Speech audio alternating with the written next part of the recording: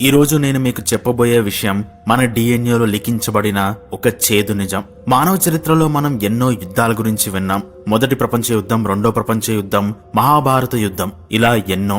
ఈ యుద్ధాల్లో లక్షల మంది, కోట్ల మంది చనిపోయారని మనకు తెలుసు. కానీ చరిత్ర పుస్తకాల్లో ఎక్కడా రాసిలేని ఒక భయంకరమైన యుద్ధం లేదా ఒక సంఘర్షణ వేల ఏళ్ల క్రితం జరిగింది. ఆ సంఘర్షణ ఎంత భయంకరంగా ఉండిందంటే దాని దెబ్బకి ఈ భూమి మీద ఉన్న మగవాళ్ళలో దాదాపు 95% మంది మగవాళ్లు తుడిచిపెట్టుకుపోయారు.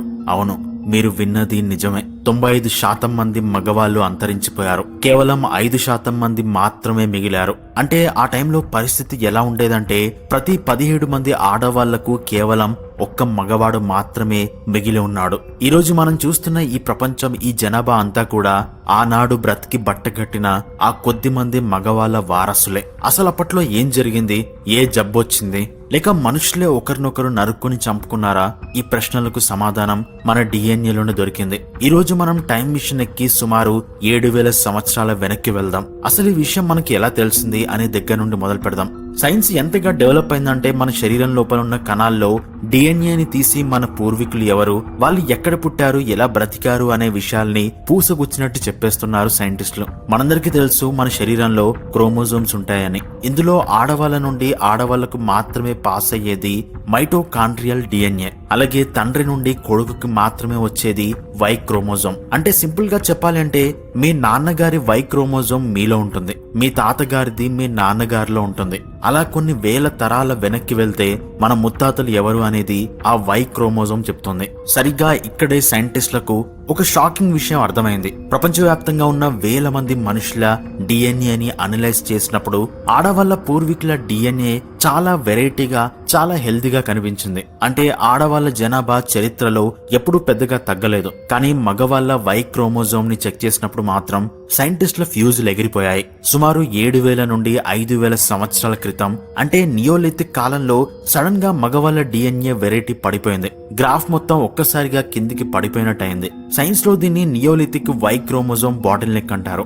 అంటే బాటిల్ నెక్ ఎంత సన్నగా ఉంటుందో అంత తక్కువ మంది మగవాళ్ళు మాత్రమే ఆ టైంలో తమ వంశాన్ని ముందుకు తీసుకెళ్లగలిగారు అని అర్థం. మరి ఇంతమంది మగవాళ్ళు ఏమయ్యారు? ఏదైనా వైరస్ వచ్చిందా అని ఆలోచిస్తే, ఒకవేళ వైరస్ వస్తే అది ఆడ మగ ఇద్దరిని చంపేయాలి కదా. కానీ ఇక్కడ టార్గెట్ అయ్యింది కేవలం మగవాళ్ళు మాత్రమే. పోనీ ఏదైనా ప్రకృతి విపత్తు వచ్చిందా అంటే అప్పుడు కూడా అందరూ చనిపోవాలి. మరి మగవాళ్ళు మాత్రమే ఎందుకు మాయమయ్యారు? దీనికి ఒకే ఒక్క సమాధానం, మనిషి చేసిన పనే ఇది.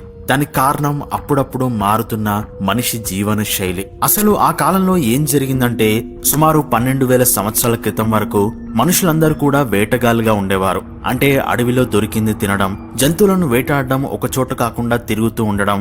అప్పట్లో ఇది నాది, ఇది నీది అనే కాన్సెప్ట్ పెద్దగా ఉండేది కాదు. ఆహారం అందరూ పంచుకునేవారు, ఆస్తి గొడవలు లేవు, కాబట్టి పెద్దగా యుద్ధాలు కూడా జరిగేవి కాదు. కానీ ఎప్పుడైతే మనిషి వ్యవసాయం చేయడం నేర్చుకున్నాడో సీన్ మొత్తం మారిపోయింది. వ్యవసాయం ఎప్పుడైతే మొదలైందో మనిషి ఒకే చోట స్థిరపడాల్సి వచ్చింది. ఇల్లు కట్టుకున్నాడు, పొలాలు ఏర్పడ్డాయి, పశువులను పెంచడం మొదలు పెట్టాడు. ఎప్పుడైతే ఆస్తి అనేది వచ్చిందో అప్పుడే అధికారం అనే పిచ్చి కూడా మొదలైంది. ఇది నా భూమి, ఇది నా పశువులు, ఇది నా కుటుంబం అనే భావన బలపడింది. ఇక్కడే సమాజం 2 రకాలుగా విడిపోయింది. అప్పటి వరకు చిన్న చిన్న గ్రూపులుగా ఉన్న మనుషులు ఒకే వంశానికి చెందిన వాళ్ళంతా కలిసి ఒక క్లాన్ గా ఏర్పడ్డారు. క్లాన్ అంటే వంశం. దీన్నే ప్యాట్రిలీనియల్ క్లాన్స్ అంటారు. అంటే పితృస్వామ్య వంశం. అంటే తండ్రి, కొడుకు, మనవడు, ఇలా మగవాళ్ళందరూ ఒక గ్రూప్ గా ఉంటారు. వీళ్ళందరిది ఒకటే రక్తం, ఒకటే వై క్రోమోజోమ్. అండ్ ఇప్పుడే అసలు కథ మొదలవుతుంది. ఒక వంశానికి పక్కనున్న ఇంకొక వంశానికి గొడవలు మొదలయ్యాయి. ఆ గొడవలు ఆస్తుల కోసం కావచ్చు, ఆడవాళ్ల కోసం కావచ్చు, లేదా ఆధిపత్యం కోసం కావచ్చు. ఆ కాలంలో యుద్ధం అంటే ఇప్పుడు మన బోర్డర్ లో జరిగే యుద్ధంలా రూల్స్ ప్రకారం జరిగేది కాదు. అది పూర్తి స్థాయి నిర్మూలన. ఒక గ్రూప్ వెళ్లి ఇంకొక గ్రూప్ మీద దాడి చేస్తే వాళ్ళ టార్గెట్ కేవలం గెలవడం కాదు, అవతలి వంశాన్ని లేకుండా చేయడం. సైంటిస్టులు, ఆర్కియాలజిస్టులు యూరోప్ లోని జర్మనీ, ఆస్ట్రియా ప్రాంతాల్లో తవ్వకాలు జరిపినప్పుడు కొన్ని భయంకరమైన సాక్ష్యాలు దొరికాయి. అందులో ఒకటి టాల్హిమ్ డెత్ పిట్.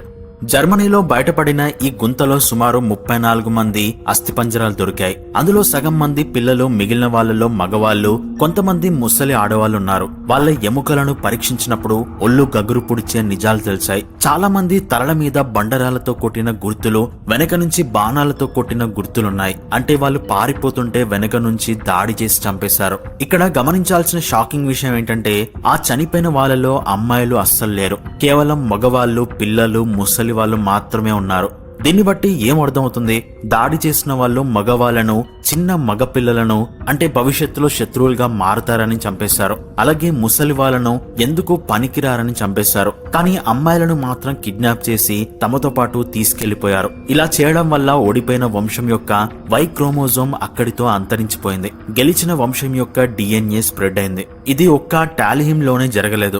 యూరోప్ అంతటా ఇలాంటివి ఎన్నో జరిగాయి. ఇంకో చోట హెర్క్హిమ్ అనే ప్రాంతంలో దొరికిన సాక్ష్యాలైతే ఇంకా దారుణం. అక్కడ దాదాపు 1000 మందిని చంపేశారు. కేవలం చంపడమే కాదు, చనిపోయిన వాళ్ళ ఎముకల మీద కత్తిగాట్లున్నాయి. కొన్ని ఎముకలు పగలగొట్టున్నాయి. దీన్ని బట్టి ఆర్కియాలజిస్టులు ఏం చెప్తున్నారంటే అక్కడ నరమాంస భక్షణ కూడా జరిగింది. అంటే శత్రువులను చంపి వాళ్ళ మాంసాన్ని తినడం అనేది ఒక ఆచారంగా లేదా భయపెట్టే చర్యగా చేసేవారు. ఊహించుకోండి, ఆ కాలంలో బ్రతకడం అంటే ప్రతిరోజు నరకమే. మీరు పొద్దున్న లేచి పొలం పనికి వెళ్తే సాయంత్రానికి ప్రాణాలతో తిరిగి వస్తారో లేదో తెలీదు. పక్క గ్రామం వాళ్ళు ఎప్పుడు దాడి చేస్తారో తెలీదు. అందుకే ఆ కాలంలో మనుషులు ఒక పెద్ద వంశంగా బలమైన గోడల మధ్య బ్రతకడం మొదలు పెట్టారు. చిన్న చిన్న వంశాలు తట్టుకోలేక అంతరించిపోయాయి. కేవలం బలమైన, క్రూరమైన, పెద్ద సైన్యం ఉన్న వంశాలు మాత్రమే మిగిలాయి. ఈ ప్రాసెస్ కొన్ని వందల ఏళ్లు కాదు, దాదాపు 2000 సంవత్సరాల పాటు జరిగింది. ఈ 2000 ఏళ్లలో ఒకదాని తర్వాత ఒకటి ఎన్నో వంశాలు, ఎన్నో వై క్రోమోజోమ్స్ భూమి మీద నుండి తుడిచిపెట్టుకుపోయాయి. ఒకానొక దశలో మగవాళ్ళ జనాభా ఎంత దారుణంగా పడిపోయిందంటే ఇందాక మనం చెప్పుకున్నట్టు 1:17 రేషియోకి వచ్చేస్తుంది. అంటే ఆ మిగిలిన ఒక్క మొగాడే ఆ 17 మంది ఆడవాళ్లతో పిల్లలను కనేవాడు.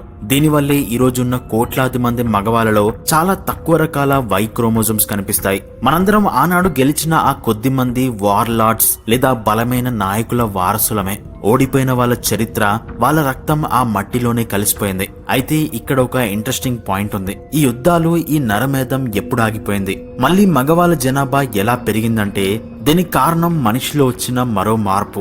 ఎప్పుడైతే ఇలాంటి చిన్న చిన్న వంశాల మధ్య గొడవలు ఎక్కువైపోయాయో మనుషులు అర్థం చేసుకున్నారు, ఇలాగే కొట్టుకుంటూ పోతే చివరికి ఎవరు మిగలరు అని. అప్పుడే చిన్న చిన్న క్లాన్స్, అంటే వంశాలన్నీ కలిసి పెద్ద పెద్ద ట్రైబ్స్ గా, ఆ తర్వాత రాజ్యాలుగా ఏర్పడడం మొదలు పెట్టాయి. ఒక పెద్ద రాజు లేదా ఒక లీడర్ కింద అందరూ కలిసి పనిచేయడం మొదలు పెట్టారు. ఎప్పుడైతే పెద్ద రాజ్యాలు ఏర్పడ్డాయో లోపల కొట్టుకోవడం తగ్గింది. చట్టాలు వచ్చాయి, రూల్స్ వచ్చాయి. ఒకరిని చంపితే శిక్ష పడుతుంది అనే భయం వచ్చింది. దాంతో మళ్లీ మెల్లగా శాంతి నెలకొంది. మగవాళ్ళ జనాభా మళ్లీ పెరగడం మొదలైంది. ఆ విధంగా సుమారు 2000 ఏళ్ల రక్తపాతం తర్వాత మానవ సమాజం మళ్లీ దారిలో పడింది. సో ఈ మొత్తం చరిత్రలో మనం నేర్చుకోవాల్సిన ఒక చేదు నిజం ఏంటంటే ఈ రోజు మనం చాలా గొప్పగా చెప్పుకుంటాం, మనం నాగరికులం, మనం చాలా డెవలప్ అయ్యామని. కానీ మన చరిత్ర పునాదులే రక్తం మీద కట్టబడ్డాయి. మనం ఇప్పుడు చూస్తున్న ఈ శాంతి 1000 ఏళ్ల హింస తర్వాత వచ్చింది. మన డిఎన్ఏలో ఆ సర్వైవల్ ఇన్స్టింక్ట్ ఇంకా ఉంది. అందుకేనేమో ఇప్పటికీ మనుషులు ఆస్తుల కోసం, అధికారం కోసం అంతలా పాకులాడుతుంటారు. అలాగే ఈ స్టడీ ఇంకొక విషయాన్ని కూడా క్లియర్ చేసింది. ఆడవాళ్లు, మగవాళ్లు ఇద్దరు మనుషులే అయినా చరిత్రలో వాళ్ళు ఎదుర్కొన్న పరిస్థితులు వేరు. ఆడవాళ్లు తమ వంశాన్ని నిలబెట్టడానికి వేరే రకమైన కష్టాలు పడితే, మగవాళ్లు తమ ఉనికిని కాపాడుకోవడానికి చావుతో పోరాడాల్సి వచ్చింది. 95% మగవాళ్ళు చనిపోయినా ఆ మిగిలిన 5% మంది మళ్లీ ప్రపంచాన్ని నిలబెట్టారు. నిజంగా ఆలోచిస్తే మనం ఎంత లక్కీనో కదా. ఇప్పుడు మనం ఒక సేఫ్ వరల్డ్ లో ఉన్నాం. పక్క ఊరి వాళ్ళు వచ్చి మనల్ని చంపేస్తారేమో అన్న భయం లేదు. కానీ మన పూర్వీకులు ఆ భయాన్ని ప్రతి క్షణం అనుభవించారు. వాళ్ళు ఆ రోజు పడిన కష్టమే ఈ రోజు మన ఉనికి. సో నెక్స్ట్ టైం ఎప్పుడైనా మీ లైఫ్ లో చిన్న చిన్న కష్టాలు వచ్చినప్పుడు డిప్రెస్ అవ్వకండి. ఎందుకంటే మీరు ఆ రోజు 95% మంది చనిపోయినా బ్రతికి నిలబడిన ఆ సర్వైవల్స్ వారసులు. మీ రక్తంలోనే గెలుపొంది. సో ఇది చరిత్ర పుస్తకాల్లో దొరకని, మట్టి పొరల్లో దొరికిన ఒక చేదు నిజం. ఈ టాపిక్ మీద మీరేమనుకుంటున్నారు? ఆ కాలంలో మనుషులు అంత క్రూరంగా ఎందుకు మారారని మీరనుకుంటున్నారు? కింద కామెంట్ సెక్షన్ లో తెలియజేయండి. అలాగే ఇలాంటి మరిన్ని interesting, mind blowing historical mysteries కోసం మన ఛానల్ ని సబ్స్క్రైబ్ చేసుకోవడం మాత్రం అస్సలు మర్చిపోకండి. And thanks for watching.